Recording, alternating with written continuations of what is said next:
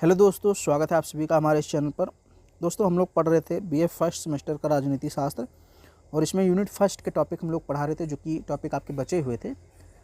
वो टॉपिक मैं आपको पढ़ा रहा था। तो पिछले वीडियो में हम लोगों ने बात किया नेहरू प्रस्ताव के बारे में, उसमें कौन कौन से प्रावधान थे, उसका विरोध क्यों किया गया और वो सफल हुआ या असफल, ये भी हम लोगों ने बात कर लिया था। तो मैंने बताया था कि नेहरू प्रस्ताव का मोहम्मद अली जिन्ना ने विरोध किया था और बहुत सारे प्रावधानों का उन्होंने उलटफेर करने का फैसला किया था मोहम्मद अली जिन्ना ने। तो मोहम्मद अली जिन्ना ने चूँकि नेहरू प्रस्ताव का विरोध किया, उसको स्वीकार नहीं किया और अपना एक अलग प्रस्ताव तैयार किया मोहम्मद अली जिन्ना ने। उसी को हम लोग जिन्ना की 14 सूत्रीय मांग कहते हैं। तो उसी के बारे में हम लोग पढ़ेंगे। छोटा सा टॉपिक है। 14 प्रावधान थे इनके मोहम्मद अली जिन्ना के प्रस्ताव में। इन्होंने क्या क्या मांग किया, ये हम लोग देखते हैं। जिन्ना का 14 सूत्रीय मांग 1929 में, जिन्ना के 14 सूत्रीय वाले मांग पत्र को 1929 में प्रस्तुत किया गया था। मोहम्मद अली जिन्ना मुस्लिम लीग के अध्यक्ष थे और वे नेहरू समिति द्वारा प्रस्तुत की गई नेहरू रिपोर्ट से असंतुष्ट थे। ये मैंने आपको बता ही दिया। यही कारण था कि उन्होंने रिपोर्ट को अस्वीकार कर दिया। नेहरू रिपोर्ट से सिख समुदाय भी असंतुष्ट था। मुस्लिम लीग ने नेहरू रिपोर्ट के विकल्प के रूप में मार्च 1929 में जिन्ना के 14 सूत्रीय वाले मांग पत्र को प्रस्तुत किया। इसे ही जिन्ना का 14 सूत्र कहते हैं। इसमें 14 बातें थीं। पहला क्या था? जिन्ना ने मांग किया कि भारतीय संविधान जो है वो संघात्मक हो, अवशिष्ट शक्तियां प्रांतों को दी जाए। जबकि नेहरू रिपोर्ट में क्या कहा गया था कि जो अवशिष्ट शक्तियां हैं वो केंद्र को दी जाए। अब जिन्ना यहाँ पे उसका उलट जवाब देते हैं। ये कहते हैं अवशिष्ट शक्तियाँ यानी बची हुई शक्तियाँ जो हैं, देखिए अवशिष्ट शक्तियों का मतलब ये है जैसे शक्तियाँ हैं, कुछ विषय हैं कानून बनाने के, तो कुछ को प्रांतों को दे दी जाए और कुछ को केंद्र को दे दी जाए, लेकिन जो बची हुई शक्तियाँ हैं उनको प्रांतों में विभाजित कर दी जाए। ये कहा था जिन्ना ने। जबकि मोतीलाल नेहरू ने कहा था जो बची हुई शक्तियाँ हैं वो केंद्र के पास रहे। यानी मोतीलाल नेहरू का कहना ये था कि केंद्र मजबूत हो, जबकि जिन्ना का कहना है कि प्रांत मजबूत हों। तो पहला पॉइंट आपको समझ में आ गया। फिर इन्होंने भारत के सभी प्रांतों में स्वराज एक ही प्रकार का हो, ये भी इन्होंने कहा।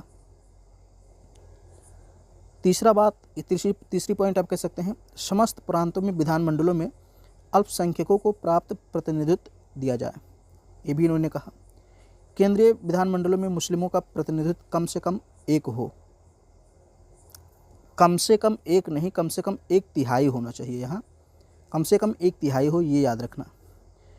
सभी संप्रदायों को धार्मिक स्वतंत्रता प्रदान की जाए। और छठा पॉइंट इन्होंने कहा, अली जिन्ना ने, कि सिंध प्रदेश को बम्बई से अलग कर दिया जाए। ये तो नेहरू प्रस्ताव में भी कहा गया था। फिर कहा गया सरकारी नौकरियों में मुस्लिमों को योग्यता अनुसार उचित प्रतिनिधित्व मिले। आगे इन्होंने कहा केंद्रीय या प्रांतीय विधानमंडलों में कम से कम 1/3 मंत्री मुस्लिम हों, यानी मुस्लिम भी 1/3 हो और प्रतिनिधित्व भी 1/3 हो, ये इन्होंने कहा था। संविधान के अंतर्गत अल्पसंख्यकों की शिक्षा, संस्कृति व भाषा की रक्षा की जाए।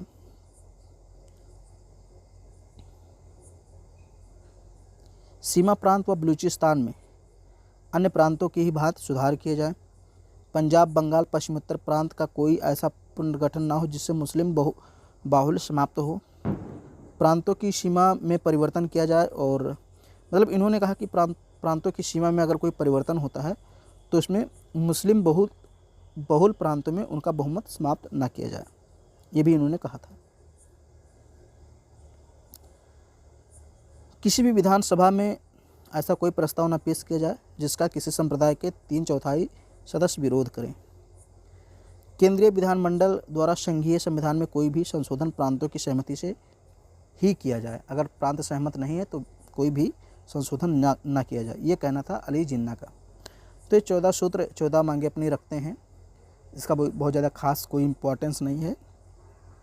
थोड़ा सा आपको याद रखना है डेट वगैरह, कब ये आया था और किसके विरोध में। तो नेहरू प्रस्ताव के विरोध में इन्होंने अपनी मांग रखी थी और इनकी बातें भी नहीं मानी गई अंग्रेज़ों के द्वारा। तो मैंने आपको बताया था साइमन कमीशन में एक बात कही गई थी कि साइमन कमीशन जब आया था तो उसमें एक प्रावधान था कि भारतीयों से विचार विमर्श करने के लिए गोलमेज सम्मेलन का आयोजन किया जाएगा। तो आगे हम लोग को गोलमेज सम्मेलन पढ़ने हैं। 3 गोलमेज सम्मेलन हुए थे, उसको हम लोग देख लेंगे। वो भी एक इम्पॉर्टेंट टॉपिक है, वहाँ से भी प्रश्न बनते हैं।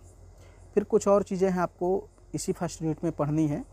स्पष्ट लिखा तो नहीं है फर्स्ट यूनिट में क्या क्या पढ़ना है, लेकिन उसमें इंडियन नेशनल मूवमेंट दे दिया है और उससे संबंधित जो पॉलिटिकल ट्रेंड्स हैं, राजनीतिक विशेषताएं हैं, तो वही सारी चीज़ें हम लोग को पढ़नी है।